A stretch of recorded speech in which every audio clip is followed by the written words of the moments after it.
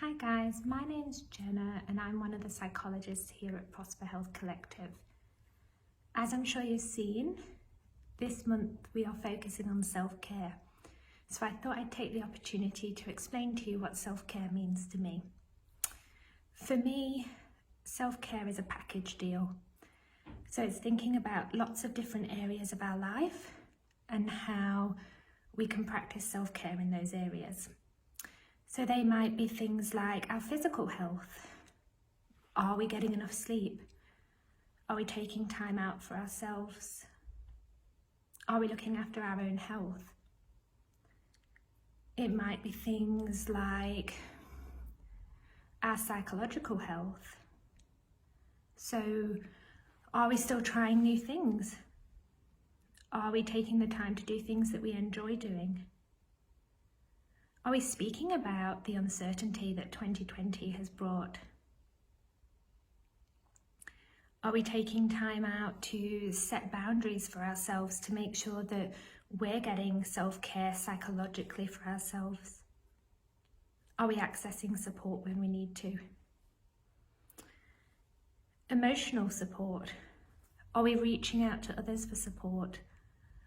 Are we holding empathy for ourselves, knowing that this year's been a challenging year and that we should hold self-compassion and kindness towards ourselves when we go through difficult times? And are we accessing support because of the likely increase of stress that we've experienced this year or at any time in our life? Social self-kindness. Are we feeling like we belong in a group? Are we feeling that sense of enjoyment? Are we getting that social interaction that makes us feel connected to others? And are we feeling comfortable to say no when it's too much? Spiritual self-care.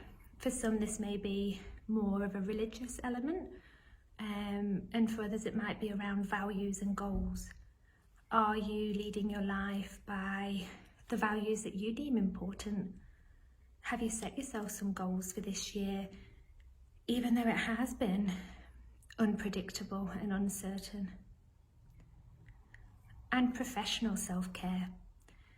Have you taken the time to notice what your goals are, what your strengths are at work? That's a talent in itself. And have you taken the time to share those strengths with other people? And also taken the time to know about putting those boundaries in place so that you're not at risk of burnout. So I'm going to go through each of these areas and just explain, I suppose, what I'm doing at the moment to take care of myself. So around physical health, for myself, it's really important around sleep. So I know if I've had a restful night's sleep, I'm feeling more prepared for the next day and life's challenges, and I know that I'm taking time out for myself to relax and rest and repair. And part of that, I suppose, physical self-care around sleep is around my bedtime routine and having that time to have a rest before bed and to increase the likelihood of me, I suppose, relaxing into sleep. Psychological self-care and well-being. So for myself, I think that would be around mindfulness. I'm a big advocate of mindfulness. It helps us to, I suppose, feel calm. It helps us to manage our social and emotional well-being. And it helps to actually decrease the size of our amygdala and decrease stress and anxiety that we feel. So for me, for my psychological health, mindfulness is a massive part of that.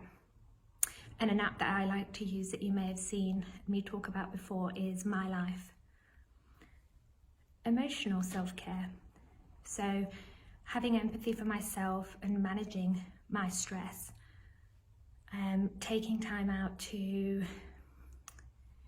I suppose, reflect on how I've been feeling that day and to make sure I'm not at risk of burning out myself. Social self-care. So for me, this is connection with my family and friends And it's been, I suppose, important more than ever this year for me, especially with the borders being closed and me not being able to go and visit family and friends that are overseas. But I think a big part of that is also knowing when actually you need time for yourself. And there's lots of other ways that have come out this year on how we can connect with others. So there's lots of mediums that we can get that social support through. Spiritual support. So for myself, that's me living by my values and things that are important to myself.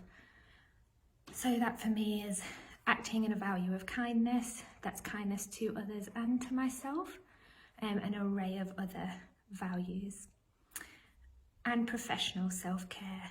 So for myself, it's about me knowing my strengths at work and how they complement the other psychologists at Prosper Health Collective.